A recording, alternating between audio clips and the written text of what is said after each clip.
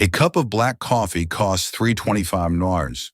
For Jonathan Davenport, a man who could buy the entire city block without checking his account balance, it was about to cost him everything he thought he knew. Hiding beneath a worn Carhartt jacket and a 3-day-old stubble, the heir to the Davenport Industries empire was just another face in a forgotten corner of Chicago. He was on a mission, a self-imposed audit of the coffee chain his company had recently acquired. He wanted to see the truth, the ground-level reality of his business. But as the waitress with tired eyes and a steady hand approached his table, he had no idea that the real truth he was about to uncover had nothing to do with coffee beans or profit margins. It was a truth steeped in betrayal, sealed with a death, and about to be handed to him on a folded paper napkin. The bell above the door of The Daily Grind on West Cermak Road didn't so much chime as it did wheeze, a tired metallic sigh that perfectly matched the cafe's atmosphere. The air inside was thick with the scent of burnt coffee, stale pastry, and the damp wool of a Chicago autumn.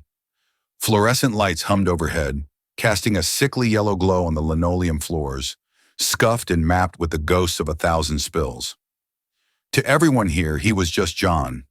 John, who sat in the corner booth, the one with the torn vinyl seat that bled yellow foam. John, who nursed a single black coffee for over an hour, staring out the window at the relentless drizzle. His disguise was an exercise in meticulous mediocrity. The jeans were softened with wear, a small frayed hole near the knee. His work boots were scuffed at the toes, the laces tired. His hands, usually accustomed to the smooth glass of a smartphone or the leather of a steering wheel in a Bentley, were calloused from a week of helping a friend with some landscaping, a deliberate effort to look the part. Jonathan Davenport, CEO of Davenport Industries, a global conglomerate with interests in everything from logistics to tech to, now this chain of coffee shops, felt a grim satisfaction in his anonymity. He had launched this secret tour 3 weeks ago. The official reason given to his board was a sabbatical. The real reason was a gnawing unease. The acquisition of the Daily Grind was supposed to be a feel-good story, saving a legacy brand, improving conditions for its thousands of employees. But the internal reports he was seeing, filled with sterile corporate jargon, felt disconnected from reality.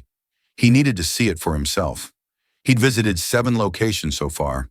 He'd seen overworked baristas, malfunctioning equipment, and managers who cut corners. But this place felt different. There was a heavier silence here, a tension that coiled beneath the surface of the mundane. And then there was her. Her name tag read Serena. She moved with an economy of motion that spoke of long hours and deep fatigue. She wasn't rushed or frantic like the other servers he'd observed. There was a deliberate, almost defiant grace in the way she navigated the cramped space between tables, refilled sugar dispensers, and wiped down counters. Her eyes, a deep, intelligent brown, seemed to miss nothing. They carried a weight, a history that made her look older than the 24 years his preliminary research had suggested for the staff at this location. He'd been watching her for an hour. He saw the flicker of genuine warmth she gave an elderly woman struggling with her coat. He saw the sharp, no-nonsense glance she shot a couple of teenagers who were getting too loud. He saw her slip a free muffin into the bag of a man who was clearly down on his luck, murmuring, "We made too many of these today." She was the kind of employee his father, Robert Davenport, would have loved, the kind of person the new Davenport Cares initiative was supposed to champion. Finally, his cup was empty. He caught her eye and gave a slight nod. She approached his table, a fresh pot of coffee in hand. "Another one?" she asked. Her voice was low, smoother than he expected, with a slight musical rasp. "Please," Jonathan said, his voice a little rougher than usual, playing the part of a blue-collar worker. "Just the black." She poured the steaming liquid into his cup, her movements precise. Her hands were steady, but he noticed a small, silvery scar running along her left thumb. As she set the pot down on a nearby counter to retrieve a napkin for him, her eyes met his again. This time the glance held. It wasn't flirtatious or curious. It was assessing. For a split second, Jonathan felt a jolt, a bizarre feeling of being seen, truly seen, past the flannel and the fake identity. He instinctively tensed. Did she know? Impossible. She picked up a single napkin from the dispenser. As she walked back the 2 steps to his table, her body momentarily blocked the view from the security camera angled down from the ceiling. Her movements were fluid, natural. She placed the napkin on the table next to his cup. "Here you go," she said, her voice still perfectly calm. But her fingers, as she set the napkin down, brushed against his. The touch was fleeting, but it was enough for him to feel her press something small and fold it into his palm. It was a piece of the very napkin she was carrying, folded into a tiny, tight square. His heart hammered against his ribs. Every instinct, honed from years of high-stakes negotiations and corporate warfare, screamed at him. This was not random. This was a deliberate act. She pulled her hand back. Her expression was a perfect mask of professional indifference. "Let me know if you need anything else." She turned and walked away, back to the counter, back to the rhythm of her work, as if nothing had happened. Jonathan's hand closed around the tiny square of paper. It felt like a hot coal in his palm. He sat frozen, his world tilting on its axis. Who was this woman? What could she possibly want to tell him? He fought the urge to immediately look at the note. He could feel the single, grainy security camera watching him. He could feel the eyes of the other patrons. He forced himself to take a slow, deliberate sip of the hot coffee. It scalded his tongue, the pain a welcome distraction. He sat for another 5 minutes, an eternity. He casually pulled a crumpled $20 bill from his pocket, leaving it on the table. Far too much for a $3 coffee, but he didn't care. He stood up, shrugged on his jacket, and with the note still clenched tightly in his fist, walked out into the rain. He didn't make it to his nondescript Ford pickup parked down the street. He ducked into the relative privacy of a bus shelter, the plastic walls streaked with rain. His hands trembled as he carefully unfolded the fragile piece of napkin. The writing was neat, compact, written in blue ink. There were only 10 words. 10 words that shattered his reality and stopped his heart cold. "They know you're here." The Franklin Bridge accident wasn't one. The words on the napkin seemed to vibrate. The Franklin Bridge accident. It wasn't a headline. It wasn't a public tragedy. It was a deeply personal wound, a piece of Davenport family history buried under 15 years of corporate press releases and sealed legal documents. It was the day Jonathan's father, Robert Davenport, died. The official story was clean, tragic, and undeniable. Robert Davenport, a hands-on founder who loved visiting his construction sites, was inspecting the progress on the Franklin Bridge project. A crane lifting a multi-ton steel girder suffered a catastrophic mechanical failure. The girder fell. His father and 2 site foremen were killed instantly. The investigation, conducted by both the city and Davenport Industries' own internal affairs, concluded it was a tragic accident caused by a faulty hydraulic line. Case closed. Jonathan, then a 21-year-old thrust into the shadow of a corporate empire, had been too consumed by grief and the sudden weight of responsibility to question it. But in the quiet hours of the night, doubts had always lingered. His father was a zealot for safety protocols. He would triple-check everything himself. How could such a catastrophic failure have happened on his watch? Now a waitress in a rundown coffee shop had just torn open that 15-year-old wound and poured salt in it. "They know you're here." The first part of the message slammed into him with equal force. His undercover tour was a secret known to only 3 people: himself, his longtime personal attorney, and his head of security, a stoic and unflappable man named Michael Chen. For someone on the ground level to know he was here, not just that a corporate suit was snooping, but that he, Jonathan Davenport, was here, implied a leak at the highest level. Or worse, that he was being actively monitored. He stumbled back to his truck, the rain plastering his hair to his forehead. He drove not to his opulent penthouse overlooking Lake Michigan, but to a place no one knew he had, a small, anonymous apartment in the Pilsen neighborhood. It was his bolt hole, a sterile, high-tech command center hidden behind the facade of a weathered brick 3-flat. Inside, there were no personal effects, only a wall of monitors, encrypted servers, and a direct, untraceable satellite link.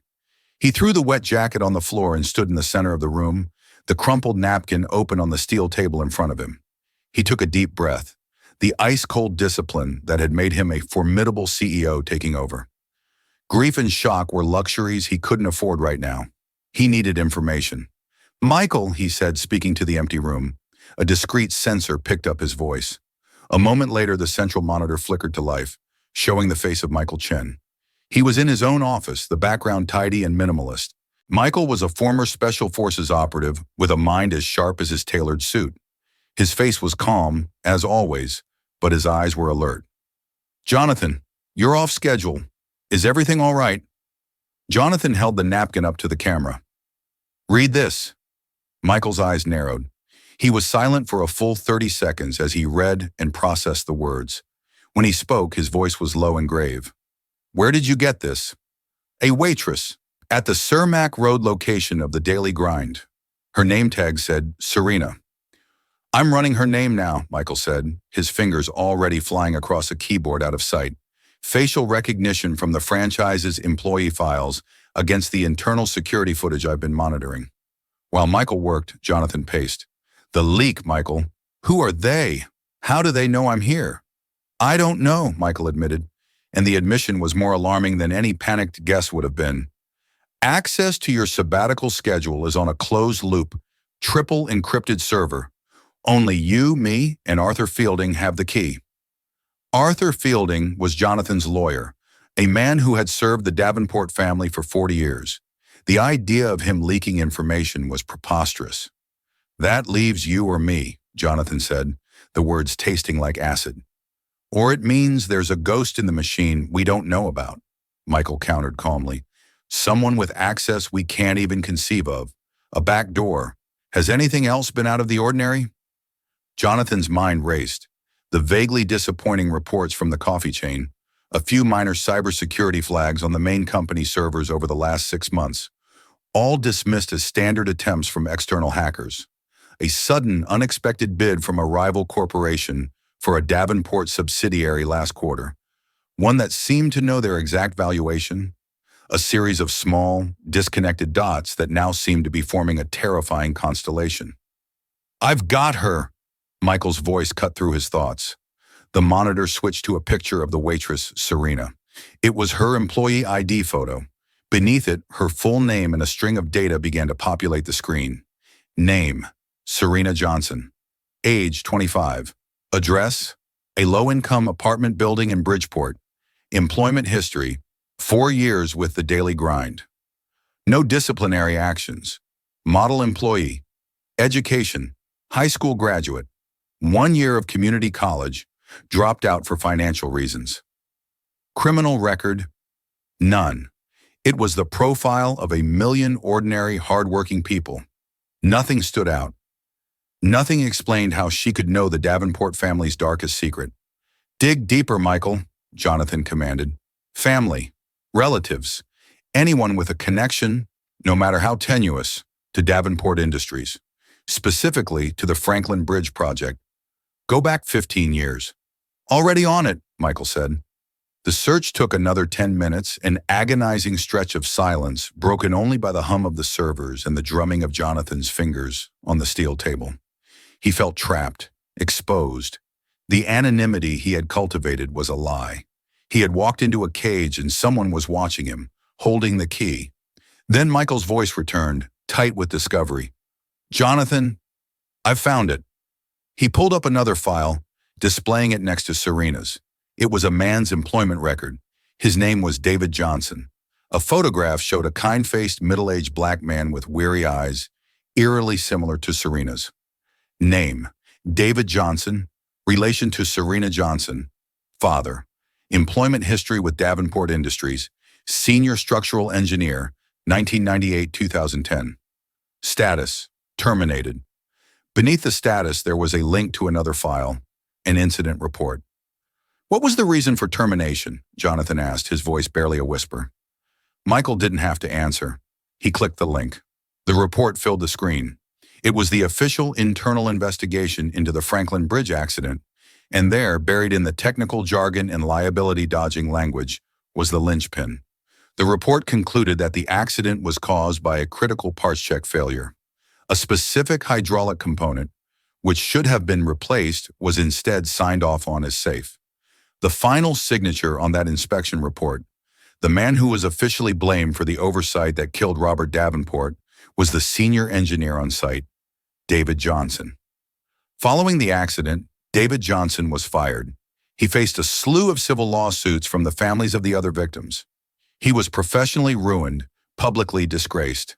According to the file, he had fought the accusations, claiming the logs were forged, that he had flagged the very component in question for replacement a week before the incident. But the paperwork, the official record, was ironclad. His claims were dismissed. "Where is he now, Michael?" Jonathan asked, a cold dread seeping into his bones. Michael pulled up one last record, a public court filing from 12 years ago. "Jonathan, after he lost everything, he was arrested 2 years later. A bar fight that got out of hand. Assault on a police officer. It looks like a man who snapped under pressure. He was sentenced to 20 years. Michael paused. "He's currently an inmate at Statesville Correctional Center." The pieces clicked into place with sickening clarity. Serena Johnson wasn't just a random waitress. She was the daughter of the man who was blamed for his father's death. A man who, if she was to be believed, was a scapegoat. The note wasn't an accusation. It was a plea. It was a match thrown into a powder keg that had been sitting dormant for 15 years. And Jonathan was standing right on top of it. The next 24 hours were a blur of encrypted calls, data analysis, and sleepless anxiety for Jonathan. He and Michael tore through 15-year-old files, blueprints, and financial records related to the Franklin Bridge project. They found nothing. The digital and paper trails were pristine, a perfectly constructed narrative that laid all blame at David Johnson's feet. The forgery, if there was one, was flawless.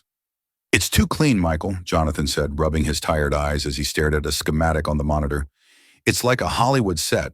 Not a single misplaced comma, not a single contradictory signature. Real-world projects are messy. This is a work of art." "An artist is precise," Michael replied grimly. "Whoever did this had high-level access and the foresight to scrub everything clean. This wasn't a panicked cover-up. It was a premeditated execution in every sense of the word." There was only one path forward. The trail had gone cold in the digital world. The only lead was the woman who had risked everything to slip him that note. He had to go back. He didn't wear the John disguise this time. He couldn't afford to play games. He needed to project power, sincerity, and, most importantly, that he was someone she could trust. He wore a simple, well-tailored dark gray suit, no tie, and a charcoal overcoat.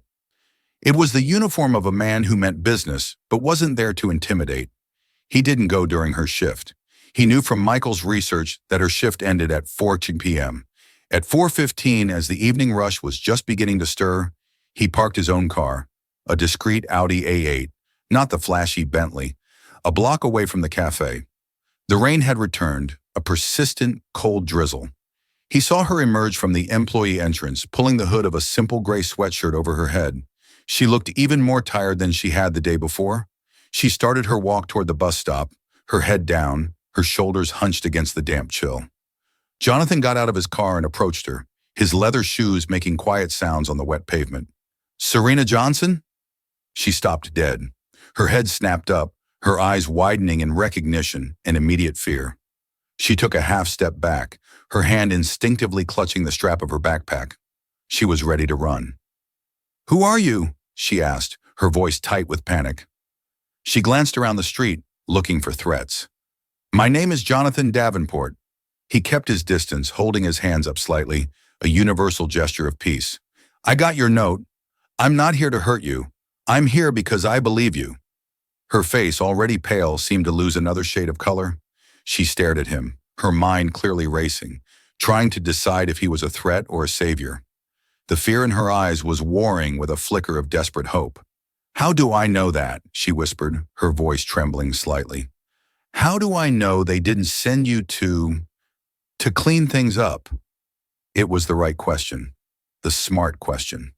"Because they would have sent someone to silence you, not talk to you on a public street," Jonathan said, his voice low and steady. "And because the man they blame for my father's death, your father, was named David Johnson. He was a senior structural engineer at my company. He was disgraced, his career destroyed, and he is currently serving time in Statesville for an assault charge that happened 2 years after he was fired. I'm not supposed to know any of that, but I spent the last day finding it out. He had laid his cards on the table. He was showing her that he had done the work, that he took her seriously. Tears welled in Serena's eyes, mixing with the rain on her cheeks. She choked back a sob, a sound of profound, long-held pain. "They ruined him," she said, her voice cracking. "He was a good man, the most honest man I've ever known. He loved that company. He loved your father. He said Robert Davenport was a fair man who listened to his people. He would never, ever have been careless. He found something wrong, and they destroyed him for it." "I need you to tell me everything," Jonathan said gently. "Whatever you know, whatever he told you. We can't talk here." He gestured to his car. "Please, let me give you a ride. We can go somewhere safe. My car is clean. I can guarantee it." She hesitated, her gaze flickering from his face to the dark, imposing car. Trust was a currency she couldn't afford to spend recklessly.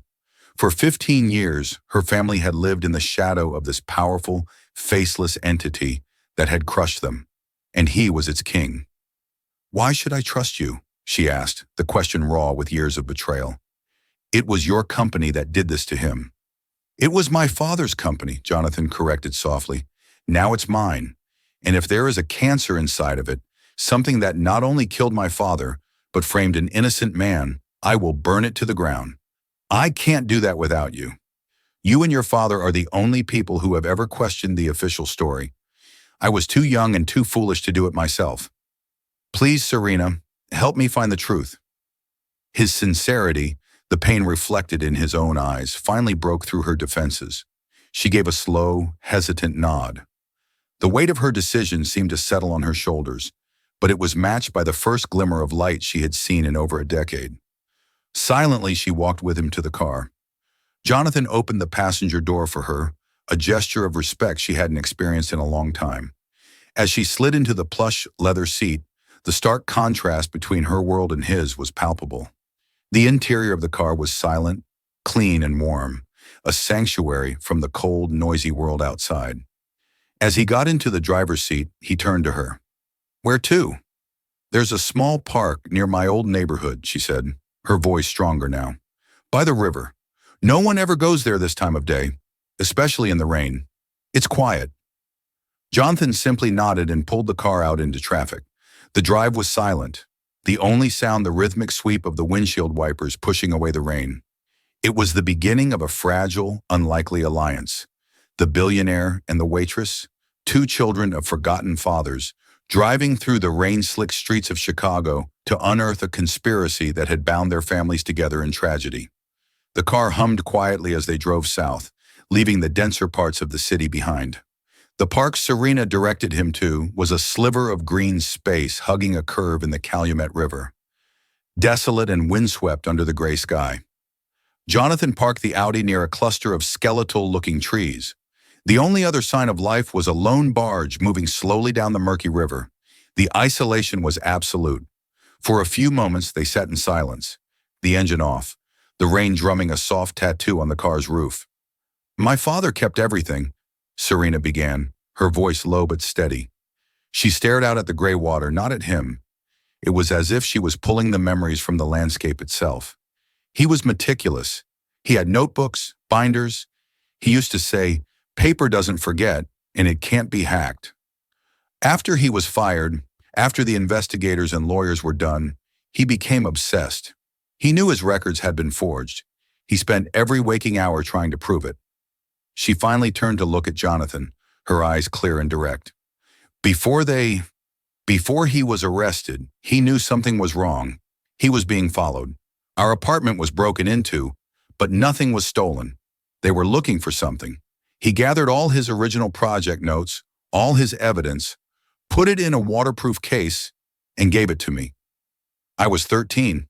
He told me to hide it and never ever tell a soul about it unless I found someone I could trust completely. Someone with the power to make it right. Jonathan's breath caught in his throat. "You still have it? The case?" She nodded. "I've moved it a dozen times. It's been in storage lockers, buried in a friend's backyard, under the floorboards of 3 different apartments. Right now it's safe. What's in it, Serena? What did he find? A shadow passed over her face. He found the rot, the man who was running the day-to-day operations of the Franklin Bridge project, the man who reported directly to my father and your father. He was cutting corners, massively, using substandard materials, cheaper steel alloys, falsifying safety inspections to speed up the timeline and skim the extra budget off the top. Who? Jonathan demanded, his voice tight. What was his name? Walter Finch, Serena said, and the name landed in the silent car with the force of a physical blow. Jonathan felt the air leave his lungs. Walter Finch. It was impossible. Walter wasn't just some project manager. He was the current chief operating officer of Davenport Industries. He had been Robert Davenport's protege, his most trusted lieutenant. After Robert's death, Walter had been the one to steady the ship, to guide a grieving, inexperienced Jonathan through the corporate labyrinth. He was a mentor, a friend, a second father figure. He sat on the board. He had dinner at Jonathan's home. Walter, Jonathan whispered, shaking his head in disbelief. No, not Walter. He idolized my father. He was devastated when he died. He was a good actor, Serena said bitterly. My father trusted him too. That's how Finch got away with it. He used that trust as a shield. My dad discovered the discrepancies in the materials budget just 2 weeks before the accident. He confronted Finch privately. Finch tried to laugh it off, said it was just a clerical error. But my dad knew better. He started his own secret audit of the supply chain. He told my mom he was going to take his findings to your father that Monday. She paused, taking a shaky breath. The accident happened on a Friday. The horrific timeline snapped into place. Walter Finch, facing exposure and ruin, had only one way out. He couldn't just silence David Johnson.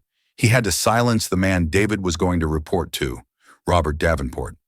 The crane didn't malfunction, Jonathan said, piecing it together, his voice a dead monotone. Finch arranged it. He sabotaged the crane, killed my father, and used my father's death as the perfect opportunity to frame the one man who could expose him. He forged my dad's signature on the inspection logs. He destroyed 2 families in one day, Serena confirmed, tears now streaming freely down her face. One to hide his crime and the other to cover his tracks. Then he sat back and watched my father get torn apart by the world. He lost his job, his savings, his reputation, the stress, the shame. It broke him. He started drinking. He got into fights. The man they arrested in that bar, that wasn't my dad, not the real one. That was just what Walter Finch left behind. Jonathan felt a rage so pure and so cold it was almost paralyzing. The betrayal was absolute.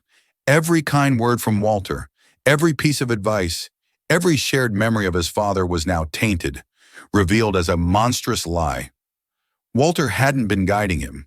He'd been manipulating him, keeping him close to ensure the secret remained buried. The leak about his undercover tour, it had to have come from Walter. He had the access, the motive, the audacity. Walter knew Jonathan was getting too close to the ground level, and he was monitoring him. He looked at Serena, at the years of pain etched into her young face. She had carried this burden alone, a secret keeper waiting for a moment that might never come. Her slipping him that note wasn't just a plea for help. It was an act of incredible, desperate courage. When I took over the company, Jonathan said, his voice thick with self-recrimination, I launched a new Davenport Cares initiative. It's all about employee welfare, corporate integrity, all the things my father believed in. Walter Finch helped me draft the mission statement. The irony was a physical sickness in his stomach. He turned to her, his expression hardening from grief into pure, unyielding resolve. He's not going to get away with it, not anymore. I need that case, Serena. I need your father's evidence. It's not that simple, she said, wiping her eyes. The documents are 15 years old. They're handwritten notes, supplier manifests he suspected were fake, calculations. On their own, they might just look like the ramblings of a disgraced engineer. Finch is the COO of a global company. It's our word against his. Your father's notes are the key, Jonathan insisted. They'll give me names, dates, material codes, things I can trace. I have resources Walter Finch can't imagine. I can run deep-level forensic accounting on 15-year-old budgets. I can track down every supplier, every inspector from that project. I will find the loose thread. Your father's evidence won't be the whole case, Serena. It will be the gun that starts the race." He reached across the console, not to touch her, but holding his hand out, palm up, a gesture of partnership. "I know I'm asking you to trust me," he said, his voice resonating with newfound purpose. "But I swear to you, on my father's memory, I will not rest until your father is a free man and Walter Finch is exposed for the murderer he is." Serena looked at his outstretched hand, then into his eyes. She saw the same fire there that she used to see in her own father's eyes. The unshakable conviction of a man who had found his cause. Slowly, she placed her hand in his. Her hand was cool, his was warm. It wasn't a romantic gesture. It was a contract, sealed in a silent car by the river, a promise to reclaim the legacies that had been stolen from them both. "The case is buried under the floorboards of my grandmother's house in Gary, Indiana," she said. "We can go tonight." The 2-hour drive to Gary, Indiana, was a crucible of strategy. The Audi, a silent, luxurious bubble, became a war room. With Serena navigating and Jonathan driving, Michael Chen was a disembodied but essential presence on the car's encrypted speakerphone system. "Walter is COO." Michael's voice filled the car, calm and analytical. "He has eyes and ears everywhere in the company. From this moment on, we assume every email you send, every official call you make is monitored. We have to operate completely outside the Davenport Industries network. The evidence in this case is our primary asset," Jonathan stated, his hands tight on the steering wheel. "Serena, what exactly are we looking for?" "My dad had 3 main binders," Serena explained, her voice gaining confidence as she stepped into the role of expert witness. The first one detailed the materials. He'd made notes on the tensile strength of the steel girders being delivered from a supplier named Apex Steel. He suspected they were a lower grade than what was specified in the contract. He had shipping manifests he believed were altered. The second binder was about personnel. He noted that 2 of the most experienced safety inspectors were suddenly reassigned to a different project just a month before the accident and replaced with less experienced new hires. The third binder, that was his private log, his notes on his conversations with Walter Finch. "Apex Steel," Michael repeated from the speaker. "I'll start a deep dive on them. A shell corporation, most likely, set up by Finch and dissolved after the project. But money always leaves a trail. I'll start with offshore accounts and incorporation records from that period." "Good, Wayne," Jonathan said. "When we get this evidence, I need it digitized immediately on a closed system. Then, I want you to start cross-referencing David's notes with the official project archives. Look for discrepancies. A single date that doesn't match, a signature that's too perfect. We're looking for the forgery." "Forensic document analysis will take time," Michael warned, "but it's possible." "Time is something we might not have," Serena interjected. "If Walter knows you were at my cafe, he's not just watching. He's planning his next move. He's going to get nervous. He might try to reach out to me or worse." She was right. Walter was a cornered animal, and he was dangerous. "From now on, you're not going back to your apartment," Jonathan told her firmly. "You're not going back to work. Michael has a secure location for you. You'll be safe there." Serena looked startled, the reality of her new situation setting in. "I can't just disappear. My manager, my friends—" "I'll handle it," Jonathan said. "We'll say you've had a family emergency. A leave of absence? It's better than the alternative. Your safety is paramount now. You're the only living witness to your father's side of the story." They arrived at a small, weathered house in a quiet, working-class neighborhood in Gary. It was Serena's grandmother's home, now vacant after her passing a year ago. The air inside was musty and cold, filled with memories. Under the watchful eyes of Jonathan, Serena led the way to a back bedroom, knelt down, and with a crowbar Jonathan had brought from the car's emergency kit, she pried up a section of the floorboards. There, nestled in the dark space between the joists, was a heavy-duty, waterproof Pelican case. As Serena lifted it out, dust motes danced in the beam of Jonathan's phone flashlight. It felt like unearthing a pharaoh's tomb. They didn't open it there. They drove to a nondescript corporate apartment in downtown Chicago that Michael Chen kept for situations just like this. It was as sterile and anonymous as Jonathan's own bolt hole. Inside, Michael was waiting for them in person, a portable high-resolution scanner, and a secure, air-gapped laptop already set up on a table. As Serena clicked the latches and opened the case, the contents were revealed. 3 thick, black, 3-ring binders, their pages yellowed with age but perfectly preserved. The handwriting inside was small, neat, and technical, the precise script of an engineer. For the next 6 hours they worked. Serena carefully explained the context of each document while Michael scanned every page, creating a digital fortress for the evidence. Jonathan paced, absorbing the information, his rage against Walter Finch solidifying into a cold, hard plan. David Johnson's notes were even better than they had hoped. He had taped original shipping labels next to the ones he suspected were forged, noting the differences in font and ink.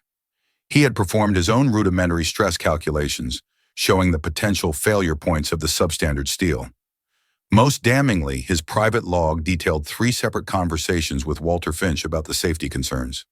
"Spoke with WF today," one entry read. "He laughed it off again. Told me I was being paranoid and that RD, Robert Davenport, was pushing for an aggressive timeline. Said my job was to make it happen, not to create problems. Something feels very wrong." "This is it," Jonathan breathed, pointing at the entry. "This establishes Finch's motive for silencing him." By dawn, they had a mountain of digital evidence. Michael's preliminary research had already borne fruit. Apex Steel was a Delaware corporation formed 3 months before the bridge contract was signed, Michael reported, his eyes glued to his own laptop. It was dissolved 6 months after the project's completion. The money a shell game. Payments from Davenport Industries went to Apex, which then paid a series of subcontractors. But a significant portion, about $4 million, was wired from Apex to a holding company based in the Cayman Islands, a company named Helios Investments. Jonathan froze. "Helios? Yes, does that mean something to you?" Michael asked. "Project Helios," Jonathan said, his voice low. "It was my father's passion project, a charitable initiative to build state-of-the-art schools in underserved communities. It was his dream. It was defunded and scrapped by the board after his death to cut costs. Walter Finch was the one who recommended shelving it. The pieces slammed together with brutal force. Walter didn't just skim money for his own greed. He stole the money that was meant for his friend's charitable dream. It was a betrayal of staggering proportions." "I've got him," Jonathan said, a dangerous calm settling over him. "We have his motive, his method, and now his money trail.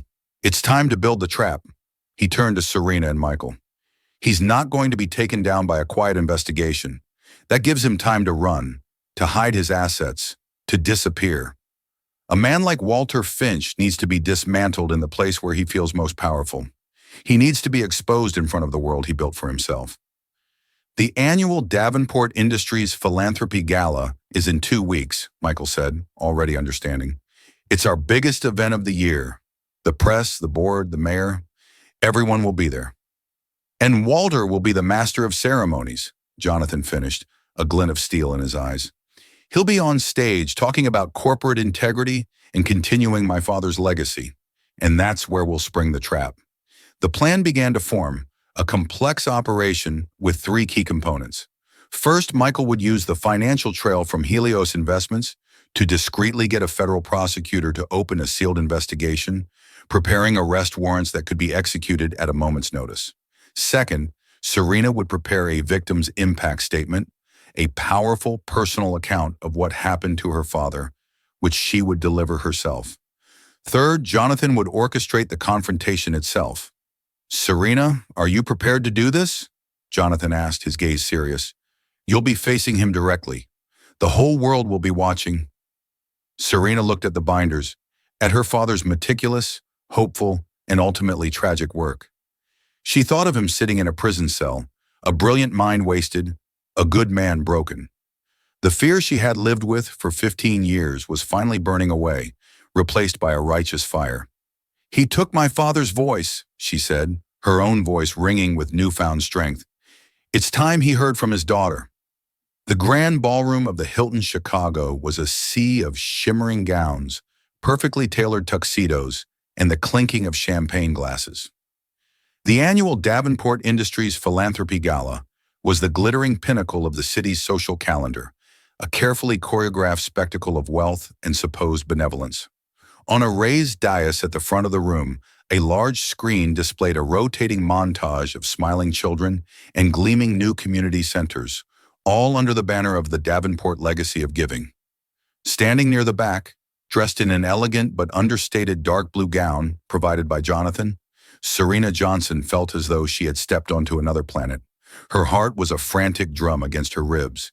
In her small clutch, she held a set of neatly folded note cards containing the speech she had rehearsed 100 times. Jonathan found her by a marble pillar. He looked every inch the powerful CEO in a classic black tuxedo, but his eyes were fixed on her, filled with a calm, reassuring intensity. "Are you ready?" he asked quietly. She took a deep breath. "No, but I'm going to do it anyway." "Michael is in position," he informed her. "The federal agents are on standby in a suite upstairs. The warrants are active. Everything is set. All you have to do is tell your story. I'll handle the rest." Across the ballroom, Walter Finch was in his element. Silver-haired, charming, and radiating an aura of avuncular authority, he moved through the crowd like a king surveying his court. He shook hands with the mayor, shared a laugh with a senator, and clapped fellow board members on the back. He was the picture of success and integrity, the loyal steward of the Davenport Empire. He caught Jonathan's eye and gave him a warm, paternal smile, a smile that now made Jonathan's blood run cold. The time came. The lights dimmed and a hush fell over the crowd. Walter Finch walked to the podium, basking in the applause. Thank you," he began, his voice smooth and resonant. "Welcome, friends, partners, to a celebration of what can be achieved when we work together for the greater good. Tonight, we honor the legacy of a great man, my mentor and my friend, Robert Davenport." A large, handsome portrait of Jonathan's father appeared on the screen behind him. Jonathan felt a knot tighten in his stomach. Walter continued, his voice filled with practiced emotion. "Robert believed that a company's true worth isn't measured in its stock price, but in its contribution to the community. He was a man of unparalleled integrity. His tragic and untimely death was a blow not just to his family and this company, but to the entire city. But his spirit, his dream, lives on through our work." He launched into a glowing summary of the company's recent charitable donations, the very picture of corporate responsibility. Jonathan let him speak for 10 minutes, letting him build his own pedestal higher and higher. Then, as Walter prepared to introduce the evening's main video presentation, Jonathan made his move. He walked calmly from the side of the room and stepped up onto the dais, taking a second microphone from the stand. A surprised murmur went through the audience. Walter Finch looked momentarily confused. "Jonathan, I wasn't expecting you to join me, but what a pleasant surprise." "I'm sorry to interrupt, Walter," Jonathan said, his voice calm but carrying an undeniable edge that cut through the ballroom. "But you're right. We are here tonight to talk about my father's legacy, a legacy of integrity, a legacy of truth. And there's a truth that has been buried for 15 years that needs to be brought into the light." Walter's smile tightened. A flicker of alarm appeared in his eyes. "Jonathan, perhaps this is a discussion for a more private setting." "No," Jonathan said firmly, his voice now amplified throughout the silent room. "This is the perfect setting, because my father's legacy was stolen the day he died, and the man who stole it is standing on this stage." Gasps rippled through the crowd. Walter Finch went pale. "Jonathan, what on earth are you talking about? Are you unwell?" "I've never been more clear in my life," Jonathan said, turning to face him fully. He pointed to the picture of his father on the screen. "You speak of his tragic accident on the Franklin Bridge, but it wasn't an accident, was it, Walter?" Walter's composure began to crack. "This is absurd. You're making a scene." "I'm revealing a crime," Jonathan countered, his voice like ice. "A crime you committed. You were skimming millions from the project budget, funneling it through a shell corporation called Apex Steel into a Cayman Islands account called Helios Investments. Money that was meant for my father's charity project. An engineer, a good and honest man named David Johnson, discovered what you were doing. He was going to expose you. So you sabotaged that crane, you murdered my father, and you forged documents to frame David Johnson for the crime, destroying his life to cover yours. Every word was a hammer blow. Walter Finch stumbled back from the podium, his face a mask of horror and disbelief. Lies! These are the insane ramblings of a grieving son, he stammered, looking out at the shocked faces in the audience. Is it? Jonathan asked calmly. Then let's ask a witness. He turned and gestured towards the back of the room. A spotlight operator, on cue from Michael, swung a beam of light to find Serena. The entire ballroom turned as one to watch her walk the long aisle toward the stage. She moved with a purpose that belied her trembling hands, her eyes fixed on Walter Finch. Who is this? Walter sputtered, pure panic in his voice now. You might not recognize her, Walter, Jonathan said, but you destroyed her life. Ladies and gentlemen, this is Serena Johnson. She is the daughter of David Johnson. Serena stepped onto the stage, her presence silencing the whispers. She stood next to Jonathan, a united front, and looked directly at the man who had haunted her family for 15 years. My father is a brilliant engineer who has spent the last 12 years in a prison cell, Serena began, her voice shaking but clear, amplified by the microphone Jonathan handed her. But before that, you sentenced him to a prison of shame and disgrace. He tried to tell everyone the truth. He wrote it all down. He knew you were using substandard materials. He knew you were faking the supply manifests. He knew you were going to get people killed. She held up a single laminated page, a scanned copy of an entry from her father's log. The screen behind them, which moments before had shown Robert Davenport's portrait, now displayed a high-resolution image of the same page, David Johnson's neat handwriting clearly visible. Spoke with WF today. He told me my job was to make it happen, not to create problems. Walter stared at the screen, his face ashen. It was a ghost from his past, resurrected in front of the entire world. This is proof of nothing, he yelled, his voice shrill. Fabricated nonsense. Is the money fabricated too, Walter? Jonathan shot back. Because the FBI and the IRS have spent the last week tracing every dollar from Helios Investments. They found it, all of it. They also found 2 former employees from Apex Steel who are now in federal custody and have described in detail how you instructed them to falsify shipping records. As if on cue, the ballroom doors at the back swung open.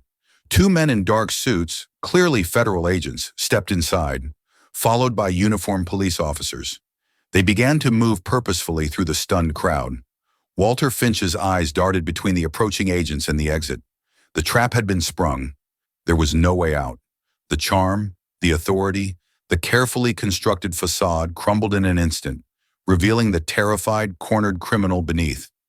He made a desperate run for the side door of the stage, but Michael Chen, no longer just a voice on the phone, stepped out of the shadows, blocking his path. Michael was an immovable object in a perfectly tailored suit. Walter stopped, defeated. The agents ascended the stage. Walter Finch, the lead agent said, his voice devoid of emotion, you are under arrest for fraud, conspiracy, and on suspicion of homicide. As they snapped handcuffs onto his wrists, the man who was the toast of Chicago just minutes before seemed to shrink, becoming a pathetic, broken figure. His eyes, wild with terror, found Jonathan's. You, he hissed, his voice full of venom. His son. I treated you like my own. My father treated you like a brother, Jonathan replied, his voice cold as a grave. And you murdered him. Take him away. As the agents led a protesting, babbling Walter Finch through the stunned and silent crowd, Jonathan stood on the stage with Serena. He turned to the audience, his face a grim mask of resolution. Tonight's gala is over, he announced, but the work of restoring the Davenport legacy, the true legacy of integrity and justice, has just begun. He looked at Serena, who was watching the scene unfold with tears of vindication streaming down her face. It was finally over. The truth was out. Her father's name would be cleared. In the middle of the glittering ruins of a high society party, they had found their justice. The fall of Walter Finch was swift and total, a scandal that rocked the city. But the real victory wasn't in the headlines chronicling his arrest. It was in the quiet, powerful image of David Johnson, a free and exonerated man, embracing his daughter Serena on the courthouse steps. Jonathan had ensured his name was cleared and his lost years were compensated for, but both knew the true prize was justice itself.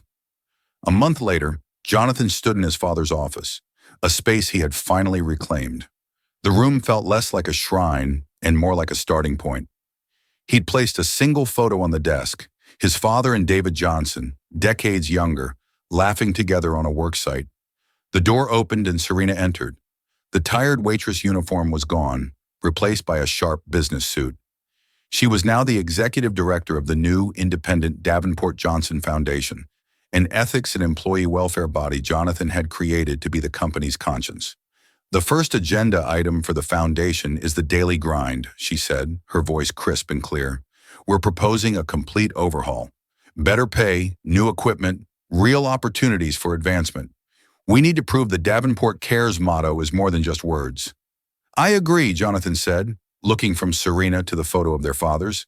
"Let's make the smallest part of this company the model for everything else we do." He saw in her the same integrity her father possessed, the same courage that had set this all in motion. As she finished her briefing and turned to leave, Jonathan called out, "Serena?" She paused at the door. "Would you like to get a coffee sometime?" A genuine, beautiful smile spread across her face, the first truly carefree smile he had ever seen from her. "I think I can clear my schedule for that," she said, "but this time it's my treat." Jonathan watched her go, a true partner in his new mission. He knew the foundation of his company was no longer being built on cold steel and ruthless profit, but on something far stronger, a truth delivered on a folded napkin and the shared promise to honor the legacy of two good men. The story of Jonathan and Serena is a powerful reminder that truth can be found in the most unexpected of places, and that courage doesn't require a suit of armor or a billion-dollar fortune. It just requires one person willing to take a stand. Serena's simple, brave act didn't just change her life. It brought a murderer to justice, freed her innocent father, and set an entire corporation on a new, more honorable path. It proves that no matter how powerful the corrupt may seem, they are never immune to the truth. If this story of courage, justice, and redemption moved you, please show your support by hitting that like button. It truly helps our channel grow. Share this video with a friend who loves a story where the underdog doesn't just win, but changes the entire game. And of course, if you haven't already, please subscribe and click the notification bell so you never miss our next real-life drama. We have one question for you. What would you have done if you were in Serena's shoes? Let us know your thoughts in the comments below. Thank you for watching.